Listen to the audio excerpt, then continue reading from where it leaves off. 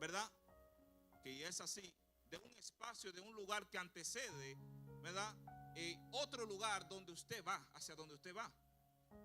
Cuando hablamos de lobby, hablamos de un espacio, de una sala, hablamos de un condicionamiento donde usted espera. Si usted va al hospital a una cita médica, va a haber un lobby donde usted se le toman sus datos y usted se siente a esperar, ¿verdad? Para luego entrar al consultorio del doctor. Es el destino final. Antes de usted llegar al destino final hay un lobby que usted tiene que esperar. Va a la universidad a hacer algún proceso, hay un lobby. De hecho, ya los bancos también han creado un lobby, aunque un contexto abierto, pero eso es un lobby.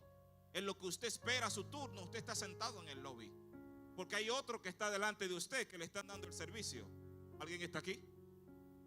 Y todo hombre y mujer de Dios en el contexto espiritual, hablar de lobby, también nos encontramos muchas veces en ese lugar. De hecho, estamos en ese lugar. Pero en el contexto espiritual que yo estoy hablando, no me estoy refiriendo a un espacio físico. Me estoy refiriendo a una temporada. En el contexto espiritual bíblico que antecede el llamado de Dios en tu vida, el lobby es una temporada. Toca al que está a tu lado, dile, es una temporada, una estación. Dicho esto, en esa estación que tú te encuentres, en esa temporada, hay cosas que tienes que saber y que tienes que entender, porque el que se encuentre en un lobby tendrá que hacer amistad con la espera. Tendrá que conocer y dialogar con la paciencia. Tendrá que esperar. Y una de las cosas que yo sé que pasa no solo con los dominicanos, sino con todos los seres humanos, es que no nos gusta esperar. Y no nos gusta ser pacientes. Nos desesperamos, a los 5 minutos nos desesperamos. Y eso es claro, es en todos los contextos. Nosotros no nos gusta esperar. Queremos las cosas a vapor, queremos las cosas rápido. Sin embargo, en Dios no funciona así. Todo hombre y mujer que ha sido llamada por Dios, Dios lo va a colocar en un lobby. Porque hay cosas que Dios tiene que sacar de ti y cosas que tú tienes que conocer antes de entrar al llamado de Dios en tu vida. Diga conmigo, estoy en el lobby de Dios. Diga conmigo, estoy en el lobby de Dios. Pero en esa temporada que nos encontramos muchas veces, en ese lobby, suceden muchas cosas, amado. Suceden y pasan muchas cosas, de manera que todo hombre y mujer que está en ese lugar tiene que tener un grado de revelación de lo que espera en ese lugar. ¿Se me fueron o están aquí? En otras palabras, tiene que conocer el propósito por lo cual se encuentra en la espera en Dios. ¿Y por qué se encuentra ahí? Porque hay tantas cosas que van a pasar que si no lo sabes, entonces te van a mover rápido. Cualquier cosa va a tomar tu atención. Cualquier cosa te va a hacer desistir del propósito y del llamado que Dios tiene para contigo. Por eso el predicador del sábado anterior decía que lo que dice Romanos 8:28, él tocó un punto interesante. Y él decía que para los que aman a Dios, pero nosotros decimos esa parte, pero hay una parte anterior que dice, y sabemos que para los que aman a Dios, y si usted lo busca, hay una coma. Y cuando usted ve la coma, es un énfasis que le está dando. Y sabemos. Porque el que esté en el lobby de Dios, aunque le sucedan cosas, sabe.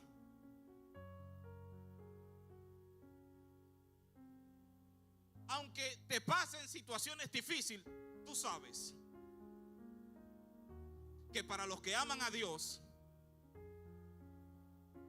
algunas cosas, 2 o 3, todas las cosas.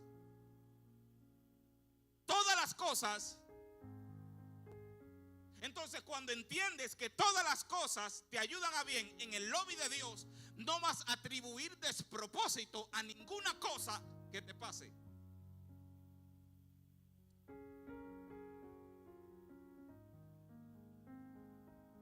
No te quieren en tu casa.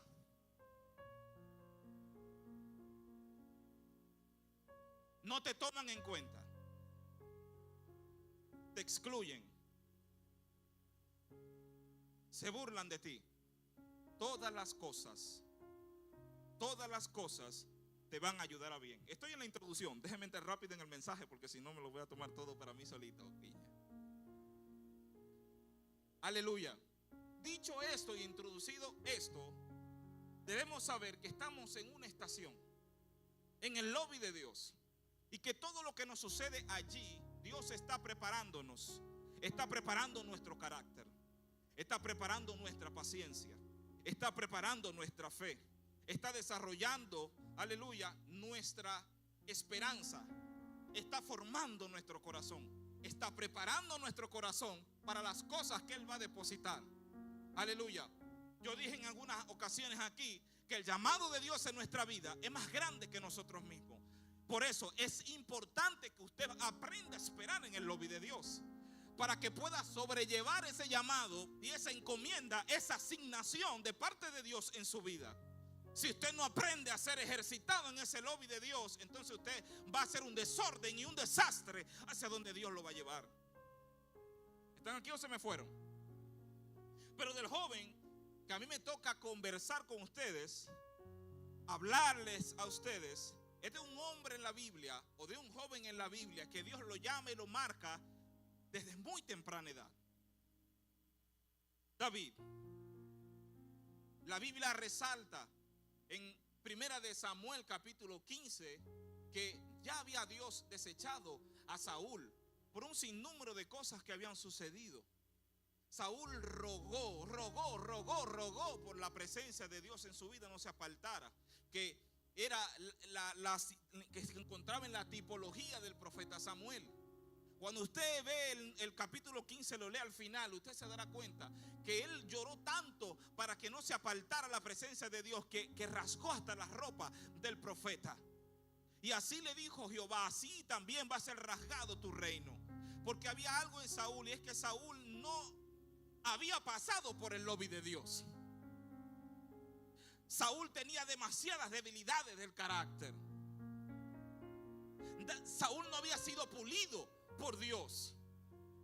Saúl había sido puesto por la desesperación de un pueblo que quería un rey. Por eso es la importancia del lobby de Dios en nuestra vida, porque es ahí donde Dios nos pula y nos prepara para lo que Dios tiene para nosotros. Y dice la Biblia que Samuel se fue, y dice abajo, hacia abajo, los últimos versículos, que desde ese día de lo que sucedió, jamás se volvieron a ver. El profeta jamás volvió a ver a Saúl. Pero Samuel amaba a Saúl y lloró y lloraba por Saúl. Ya en el capítulo que leímos, nosotros vemos en el capítulo 16, nosotros vemos que Jehová se le revela a Samuel y le dice: Samuel, ¿hasta cuándo vas a llorar por Saúl? Si ya yo lo he desechado. Prepárate, toma el cuerno, llénalo de aceite, vete a la casa de Isaí, que allí yo me he provisto. ¿Qué dijo? ¿Qué dijo? Yo me he provisto de uno de sus hijos para que sea rey. Y usted ve el contexto.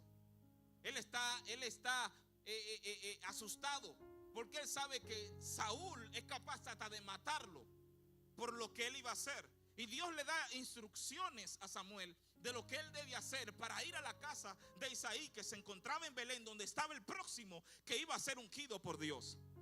Aquel que estaba en el lobby de Dios y que Dios lo estaba esperando, que Dios lo estaba preparando y que Dios lo estaba equipando para la función y la asignación que Dios tenía, que era ser rey del pueblo de Israel.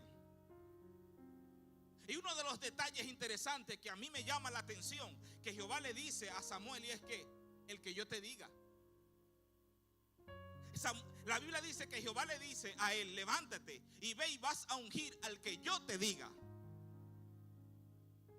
Y esto es interesante. interesante y nosotros debemos entender algo aquí. Y es que Samuel iba a tomar una acción, pero no iba a ser por su cuenta.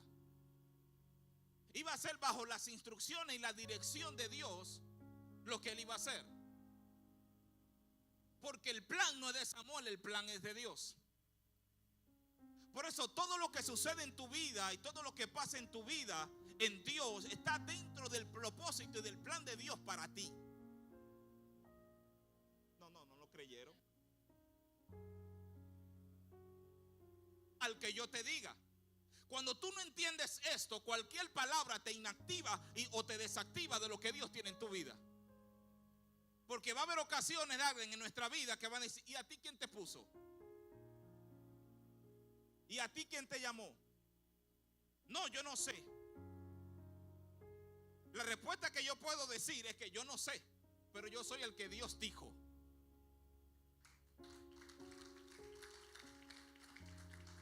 Yo soy el que Dios dijo. ¿Me entienden? Diga conmigo: el que Dios dijo. Yo soy el que Dios dijo. En ese contexto, entonces tú eres uno de los que ha sido señalado por Dios para el llamado y el propósito para este tiempo. Tú eres uno de los que Dios dijo. Tú eres uno de los que Dios ha llamado. Y la Biblia dice que Samuel llega a la casa de Isaí para hacer la historia corta, larga, corta. Y toma a Isaí, lo santifica y van a hacer el holocausto. Y van con ellos, ¿quiénes? Los hijos de Isaí.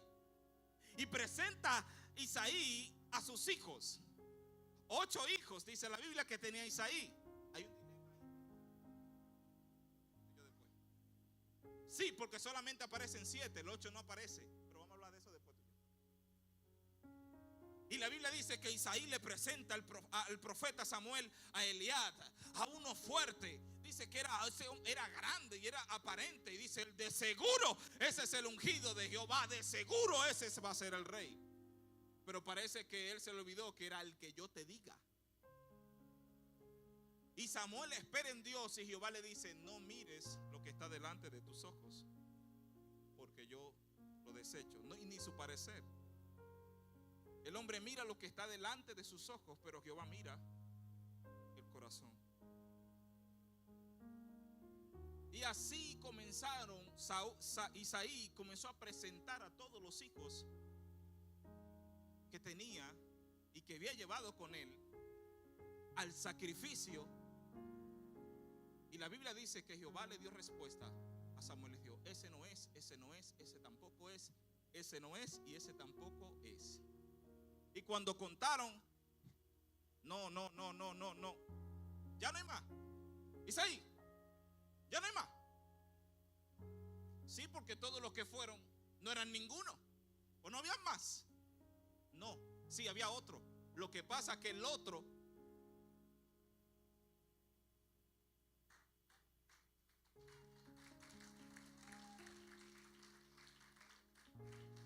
estaba en el lobby. El otro estaba en el lobby de Dios. Isaí le dice: sí, hay otro. Pero yo quiero algo aquí, porque hay algo que despertó mi espíritu, Piña. Y me hice una pregunta. Yo: ¿qué significaban los nombres de cada uno de los hijos de Isaí? Porque usted tiene que entender algo. En el contexto judío o los hebreos, a los hijos no le ponían los nombres de manera o meramente. Cada nombre tenía un significado y tenía un propósito.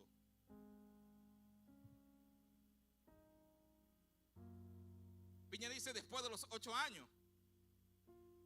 Sí, la tradición hebrea. Esa no la sabía. Porque cada nombre tenía un propósito, tenía un significado. Amén. Era algo profético, era un acto profético en el contexto de los judíos. Ahora bien, el primer nombre del hijo mayor, que se llamaba Eliab, significa: mi Dios es Padre. Que bien suena, ¿verdad? Excelente. Pero ese no era. Ese no era el que Dios quería. El segundo se llamaba Abinadab. Padre generoso significa. Pero tampoco era. El tercero, Sama. El que escucha. Oh, pero Dios anda buscando gente que escuche. Porque lo que menos tenemos hoy es gente que escucha. Pero no era ese. Natanael, el don de Dios o don de Dios, no era tampoco. Radai, el que pisa fuerte. Claro, Dios necesitaba a alguien con firmeza en el reino, pero no era ese, piña. Osem, fuerza, poder, no era ese tampoco. Saí, no hay más. Sí, hay otro. Está en el lobby. Está allá con las ovejas. Mira, hasta que ese no llegue, no nos sentamos en la mesa. Mándalo a buscar. Mándalo a buscar. Y dice la Biblia que buscaron a David. Y dice la Biblia que David era hermoso, rubio, de apariencia, de buen parecer. Y era un niño, 16 años. Yo me imagino la cara de Samuel cuando vio a ese muchachito. Y ahí estaba la confirmación de Dios. Pero ¿qué significa el nombre de David? Amado. ¿Tú sabías que tú eres el amado de Dios?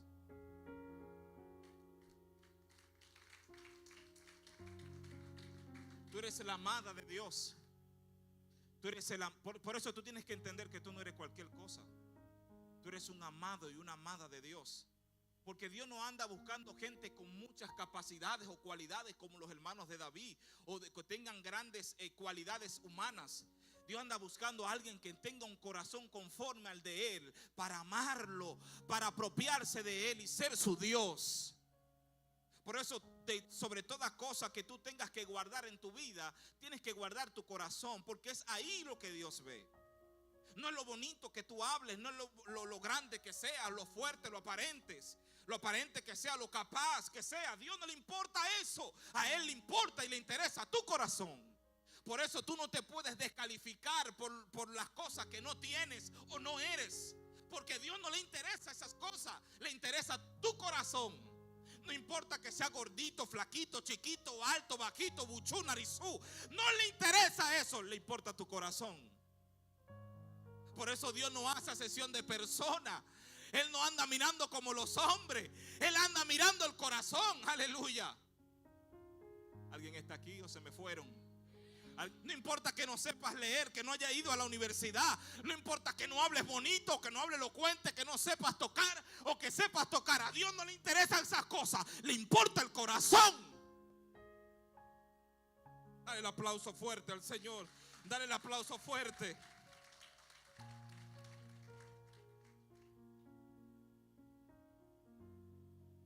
Tu valor no está en lo que la gente ve. Tu valor viene de Dios. Es lo que Dios ve en ti. Ahí está tu valor. Yo lo voy a repetir. Tu valor no está en lo que la gente dice o ve de ti. Tu valor está en lo que Dios ve en ti.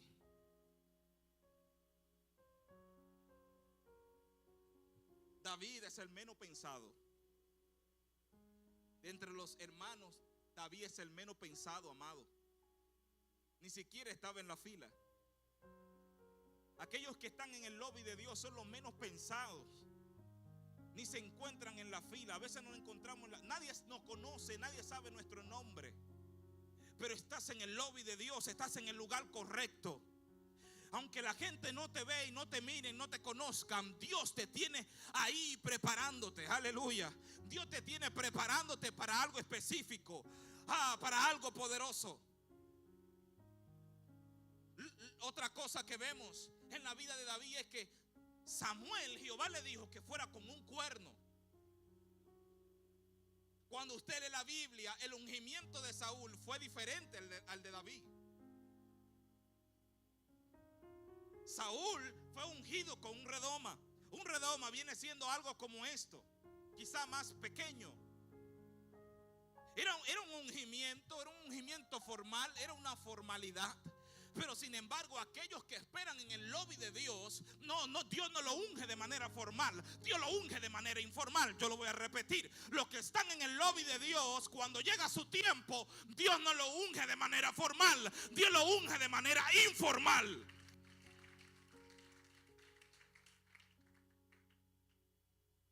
Dice la Biblia que el cuerno era más grande. Por eso cuando llegue tu momento, Dios no te va a ungir con un poquito de aceite, te va a echar mucho aceite sobre ti, aleluya, por lo grandes cosas que Dios tiene contigo. Redoma tiene que ver con una vasija pequeña de aceite. Pero cuando hablamos de cuerno, hablamos de que el cuerno se echa una unción de poder, se echa una unción de fuerza, autoridad sobrenatural, aleluya. Una unción que prepara y te capacita para lo que tú tienes que hacer en Dios. Toca al que está a tu lado y dile: yo sé que Dios tiene un cuerno para mí. Dile: yo sé que Dios tiene algo preparado para ungirme que es muy grande. Aleluya.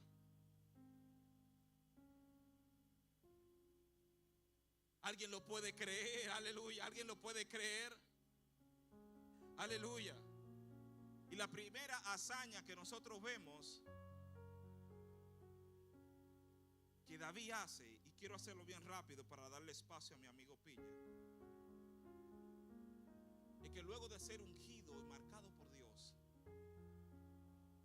los filisteos vinieron a hacer guerra con el pueblo de Israel.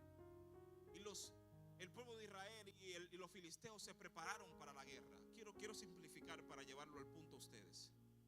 Pero David, aunque fue ungido una primera vez, no comenzó a ejercer ministerio de una vez. Y yo quiero que usted entienda algo. Dios nos va a ungir varias veces. El primer ungimiento de David fue para apartarlo para Dios. Por eso, de su llamado al cumplimiento del llamado, hay un desierto que usted tiene que atravesar. Y ese desierto se llama preparación, lobby de Dios. Él no va y ejerce de una vez, Él vuelve de nuevo para las ovejas. Ese es el problema que tenemos hoy día, que tenemos 2 o 3 que se convierten, reciben un chin de unción y se van a predicar. Por usted se lo ve que se vuelven un disparate allá afuera, porque no se preparan. Qué silencio, Dios mío. Sí, porque no se me emocione, yo le estoy hablando de unción y de preparación a ustedes, pero ustedes saben que tienen que pasar por un lobby. Y ese lobby es aquí la preparación que Dios va a hacer con ustedes. Y vendrá unción sobre unción. Y se prepararon los filisteos, aleluya. Y dice la Biblia que dentro de los filisteos había un paladín, un tipo grande, un tipo grandísimo. Y yo comencé a estudiar la estatura específica. ¿Sabe cuántos pies tenía ese hombre? Aproximadamente 9 pies tenía ese hombre. De 9 casi 10 pies tenía. ¿Usted está entendiendo lo que yo le estoy diciendo? No, usted no me está entendiendo. Se lo voy a dejar de tarea.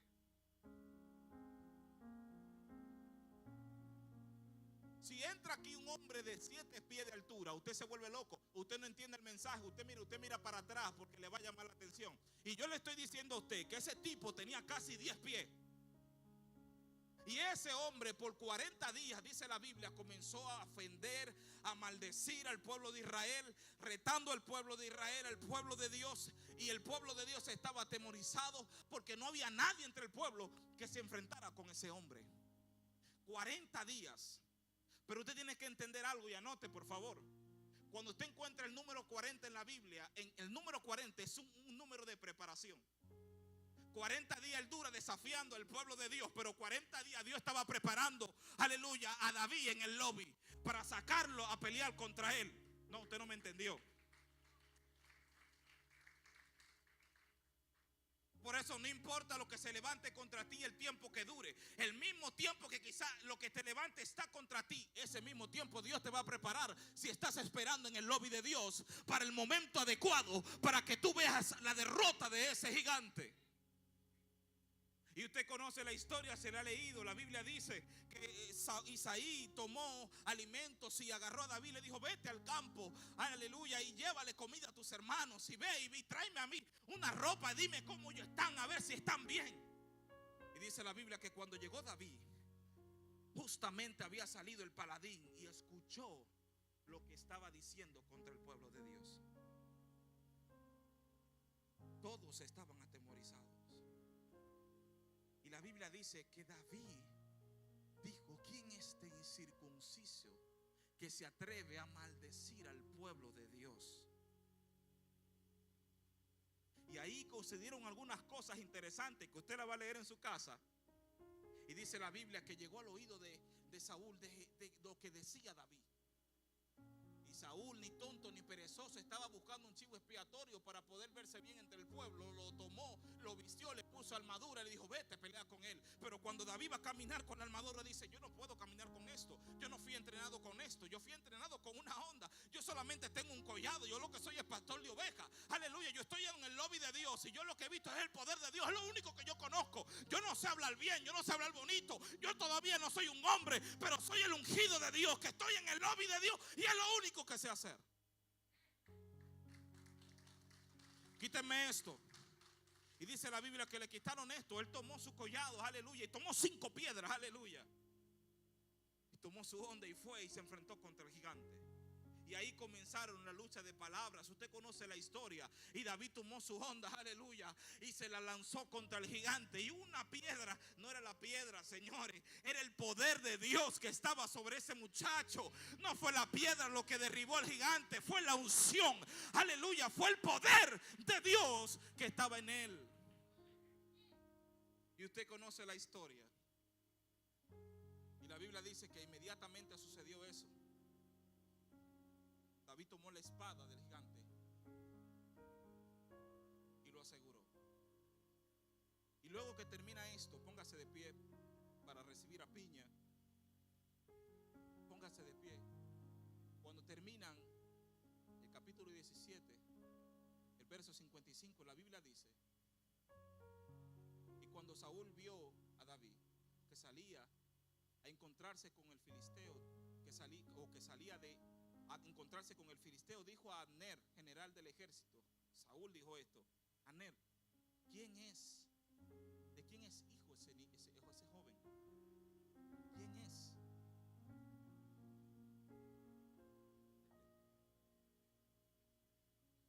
A David no lo conocía nadie.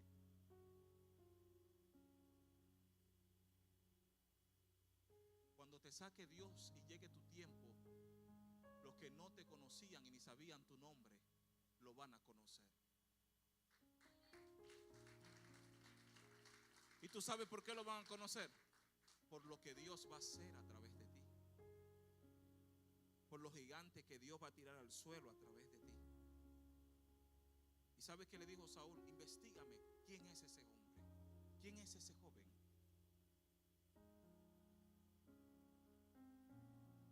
La Biblia dice: y cuando David volvió de matar al filisteo, Abner lo tomó y lo llevó delante de Saúl, teniendo David la cabeza del filisteo en su mano. Y dijo Saúl: muchacho, ¿de quién eres hijo? Y David respondió: yo soy hijo de tu siervo Isaí. Y lo demás usted lo va a leer en su casa. Cierra tus ojos. Padre, muchas gracias. Yo oro, Padre, por estos jóvenes, porque yo sé que tú tienes algo muy grande para con ellos. Y ellos se encuentran en el lobby de tu presencia. Yo sé, Dios, que ellos tienen cosas grandes para este tiempo, Señor. Desde la generación que tú has marcado, que no la vas a ungir con redoma, sino que la vas a ungir con cuernos, Señor, cargados de aceite. Padre, en el nombre de Jesús, yo oro por ellos para que tú lo guardes, para que tú lo cubras, Espíritu Santo.